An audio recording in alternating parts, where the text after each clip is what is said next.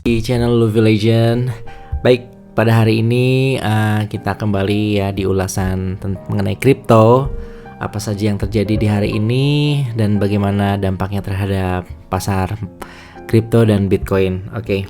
Baik, jadi kita sempat ada rebound ya dari semenjak pengumuman tarif ya untuk Kanada dan Meksiko.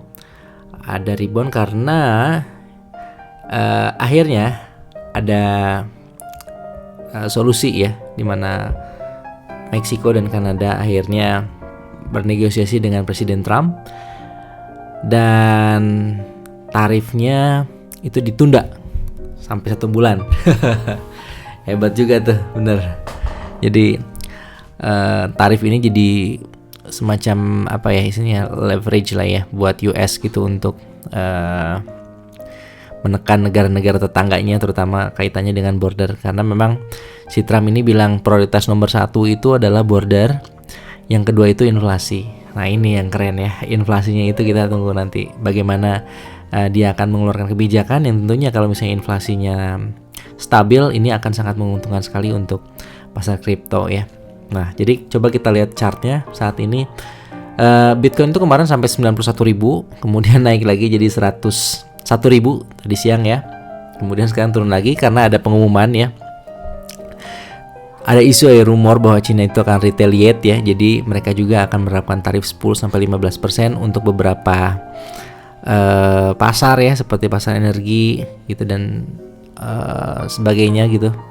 Produk yang memang dari Cina gitu ya. Jadi memang bukan produk yang dari Cina, maksud saya itu jadi produk Amerika yang datang ke Cina itu akan mereka tarif gitu ya, sekitar 10-15%, sehingga ini ada gempa lagi kecil, gempa susulan gitu ya, di mana Bitcoin saat ini kita lihat sekarang di 99.000 ya, sudah mulai stabil di 99.000. Coba kita lihat chartnya nah ini untuk yang periode 3 jam ya. Periode 3 jam kita lihat ini sudah mulai kembali naik. Jadi tadi waktu ada pengumuman dari China itu kita sudah lihat dia itu di 98.000 ya bottomnya, yang ada pengumuman dari China itu. Kemudian saat ini ada di 99.000. Jadi kalau misalnya kita ngelihat pendekatan dari simple moving average 9 sampai 11 ini, dia udah yang 9 ini dia sudah naik ke atas ya, sudah melewati simple moving average 11 gitu ya. Jadi ini ada pertanda bahwa BTC ini akan kembali rally setidaknya sampai di previous ini ya, previous resistance-nya di 102 ya, kembali retest di 102.000 lagi. Dan kita memang ingin ya kalau misalnya memang beritanya positif, kalau bisa sampai kembali lagi ke 106.000 untuk melanjutkan rally di bull run kali ini ya, di cycle kali ini, karena akan sangat berdampak sekali buat altcoin. Nah untuk altcoin sendiri ya, kita lihat nih total 3 dulu ya. Total 3 itu adalah chart untuk altcoin selain BTC dan ETH ya. Ini hampir sama ya. Hampir sama persis dengan BTC ya. Ya mudah-mudahan kita bisa kembali di angka di atas 1T ya, market capnya di atas 1T, dan saya yakin sih minggu depan kita akan kembali ke 1T ya, mudah-mudahan. Nah kalau misalnya kita lihat dari BTC dominannya ini masih di 60-an ke atas ya. Kemarin itu waktu ada yang kabar tarif itu dia sampai 64,3% ya sejauh ini. Tapi sekarang sudah mulai turun ke 61. Dia sudah mulai ada di range 61 ya sampai 62. Mudah-mudahan ini bisa turun sampai 60% untuk sampai minggu depan ya. Iya. Tapi saat ini juga masih naik ya, 0,18%. Oke, untuk alt yang lain yang selain 10 besar kita ada others. Others ini sama ya, jadi hampir semuanya chartnya sama. Jadi memang pergerakan pergerakan market kripto dan Bitcoin ini dipengaruhi bukan dari kriptonya tapi dari kondisi pasar ya, kondisi pasar perang dagang gitu ya, jadi perang tarif dan sebagainya gitu. Nah, kita coba ke RSI ya. Sebentar. Untuk RSI, jadi kita lihat ada beberapa token yang memang. Nah, ini RSI heatmap. Woi. Jadi untuk yang RSI periode, kita masuk ke 1 hari aja ya. Nah, ini ya. 90% hampir di bawah semua, oversold dan weak. Jadi kalau kesempatan untuk buy mungkin saat ini. Nah, ini terutama untuk yang 100 besar. Kita lihat ya. Seperti BNB ini masih oversold nih. BNB ini adalah koin yang cukup stabil ya. Oh iya, saya mau klarifikasi dulu bahwa ini dulu bukan financial advice, ini hanya edukasi saja. Oke, jadi BNB ya, CoinCheck ini udah oversold potensial ya. Jadi saat ini harganya di 588. Dia itu stabilnya di 600-an lebih ya. Jadi ada potensi untuk up kembali ke angka 600-an potensial. Kemudian kita lihat di sini mungkin yang paling bawah nih TON ya. TON ini ada sangat oversold ya. TON kalau saya sih tidak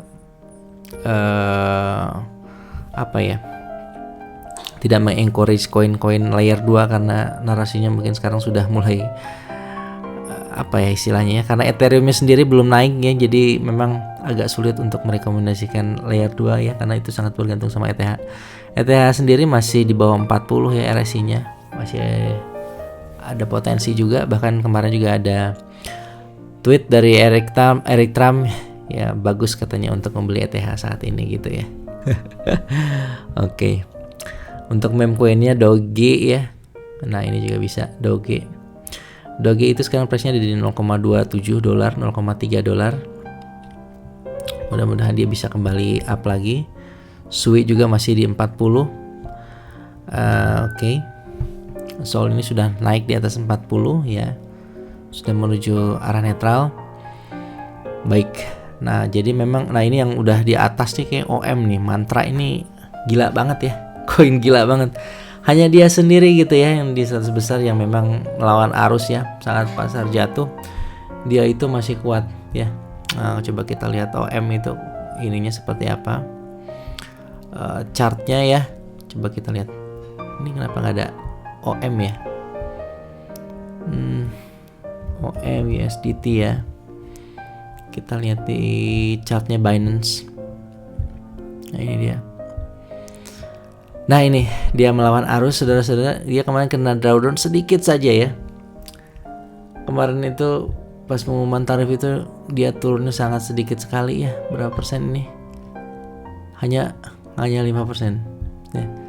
Jadi katanya kalau yang menang itu akan terus menang, tapi saya juga nggak tahu ya. Saya takut, mudah-mudahan ini bukan ada di area premium ya. Tapi kalau misalnya kita lihat di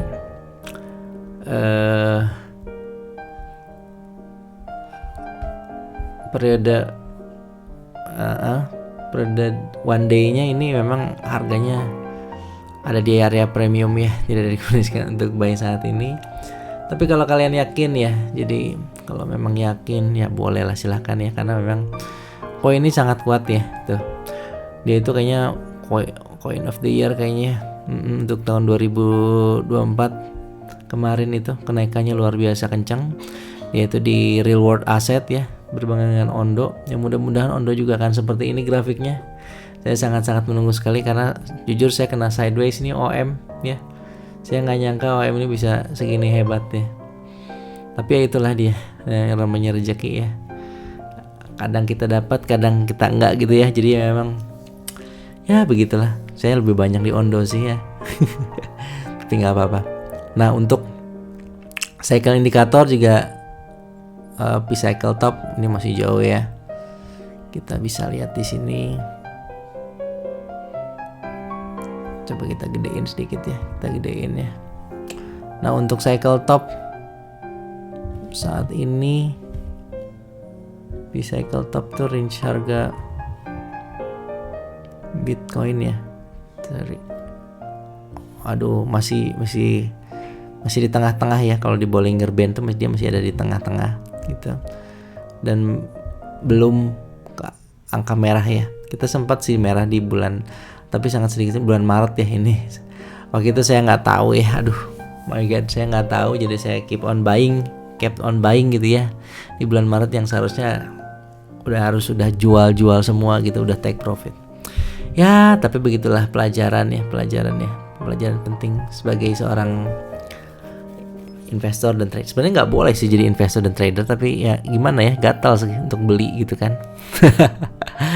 Oke, jadi masih jauh. Kita lihat fear and greed-nya.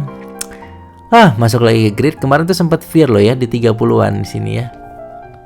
Wah, gila, volatil banget ini kripto ya, dari hanya beda beberapa hari aja ya, kurang dari seminggu gitu ya, sudah dari greed, fear, kemudian greed lagi. Edan, luar biasa.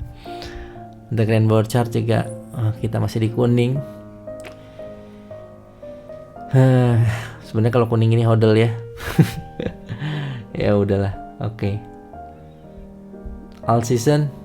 Wah, all season masih jauh ya. Kita masih ada di range 60-an. Sekarang kita lihat yang ini. Price prediction. Ya mudah-mudahan ya prediksi para ekspor itu betul ya. Jadi Bitcoin mudah-mudahan bisa naik lagi 100% gitu tahun ini. Mudah-mudahan jadi 200.000 gitu. Iya, mudah-mudahan bisa ya. Apalagi kan sekarang sebenarnya retailnya belum masuk gitu ya, belum masuk lagi. Jadi yang menggerakkan harga itu banyak kan adalah institusi. Institusi keep buying loh. Institusi keep buying, retail keeps cut loss. Jadi jangan ikutan cut loss kita ya. Jadi kita harus a little bit smart ya. Gitu. Oke, mungkin itu aja untuk hari ini. Kita akan jumpa lagi besok. Mudah-mudahan gak ada lagi drama-drama mengenai tarif-tarif atau apapun itu yang bisa mengakibatkan pasar kripto jadi sangat volatil seperti ini ya. Luar biasa. Kemarin tuh katanya kan likuidasinya sampai 10 miliar dolar. Wah, gila banget, luar biasa. Oke, terima kasih banyak semuanya, sampai jumpa besok. Bye.